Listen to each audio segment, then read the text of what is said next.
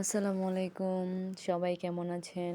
আশা করি সবাই অনেক ভালো আছেন। আলহামদুলিল্লাহ আমিও ভালো আছি। এই তো দেখতে, দেখতে কিভাবে যেন রমজান চলে আসছে।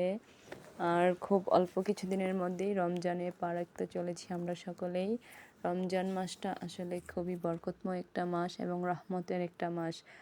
এই মাসটা আসলে যেমন অনেক দীর্ঘ অপেক্ষার পর আসে, ঠিক ততটাই দ্রুতই কেটে যায়। আর কিভাবে যে কেটে যায় আসলে আমরা কখনো চলে যায় টেরই পাই না। তো এই রমজান মাসে আসলে মহিলাদের, বিশেষ করে আমাদের গৃহিণীদের যারা বাসায় থাকি, বাসার কাজকর্মে সহযোগিতা করি, কাজকর্মে সবসময় লেগে থাকি, তাদের জন্য তো অনেক বেশি একটা আসলে কষ্টদায়ক একটা মাস হয়ে যায়। এই মাসে আমরা অনেক নানা ঝামেলা, কাজ, রান্না বাড়া এটা করতে যে কত ধরনের হ্যাসেল সহ্য করতে হয় সেটা একমাত্র আমরা মহিলারাই বলতে পারি। তো যাই হোক, আমি এই রমজান মাস উপলক্ষে অনেক কাজ আগায় রাখতেছি। যেমন ধরেন মশলা, এই মশলার কাজটা সবচেয়ে বেশি যন্ত্রণাদায়ক বা কষ্টের একটা কাজ।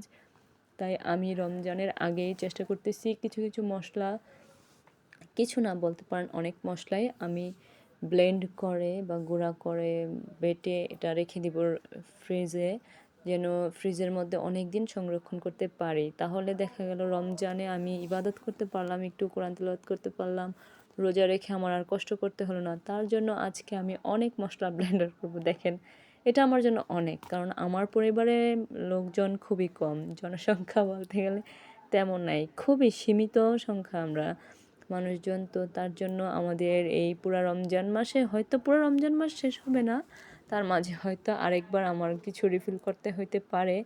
তাও যতটুক মানে প্রয়োজন আমি করেছি। এখানে আছে আদা, রসুন, পেঁয়াজ, তারপরে জিরা, তারপরে আছে এখানে পাঁচ ফোড়ন, তারপরে আছে শুকনা মরিচ, তারপরে গরম মশলা, মানে সব ধরনের মশলা আমি একসাথে ব্লেন্ড করে রেখে দেবো। মরিচটাও আমি সাধারণত ব্লেন্ড করে রাখি, কেন বলেন তো? প্রতিদিন এভাবে আলুর চপের মধ্যে বা পেঁয়াজের মধ্যে মরিচ হাতে ভেঙে দিলে দেখা যায় কি হাত জ্বলে, অনেক জ্বলে, আমার হাত তো অনেক জ্বলে। তার জন্য আমি ভাবলাম পুরা মাসেরটা আমি একবারে ব্লেন্ড করে রেখে রেখে দেবো। তাহলে দেখা গেল কি আমি জাস্ট চামচ দিয়ে একটু একটু করে দিয়ে দিলে হয়ে গেল। তাহলে আমার আর কষ্ট করে প্রতিদিন মরিচ ভাঙতে হলো না, আর হাতও জ্বললো না। তো এটা সবাই কিন্তু চাইলে এই টিপসটা ফলো করতে পারেন। দেখা গেল আপনারও পুরা মাসে এই কষ্টটা থেকে আপনি বেঁচে গেলেন। আমি তো সব সময় প্রতি রমজানে আমি এই কাজটাই করি।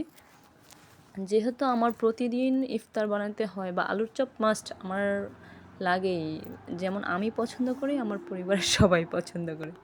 তো আপনারাও সকলেই চেষ্টা করবেন রমজান মাসে বেশি বেশি ইবাদত করার, এবং এই ধরনের বাড়তি কাজগুলা যেগুলো আমাদের প্রতিদিনের প্রয়োজনীয় কাজ, যা আমরা করি প্রতিদিন, তা আগে থেকে কিছুটা গুছিয়ে রাখতে। হয়তো গুছিয়ে রাখলে হয় কি আমরাই একটু রেস্ট পাই, বা রোজা রেখে কষ্ট করতে হয় না, নিজের শরীরের উপর প্রেশার পড়ে না।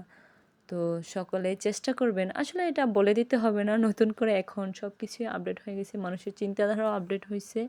সকলেই এইগুলা করে রাখে, সব মেয়েরাই, মানে বিশেষ করে মহিলারা, মায়েরা, বোনেরা সকলেই এই কাজগুলো আগায় রাখে। তো আমার আজকের ব্লগটা কেমন লাগলো অবশ্যই আমাকে কমেন্ট করে জানাবেন, লাইক করবেন, শেয়ার করবেন এবং সাবস্ক্রাইব করবেন। আল্লাহ হাফেজ।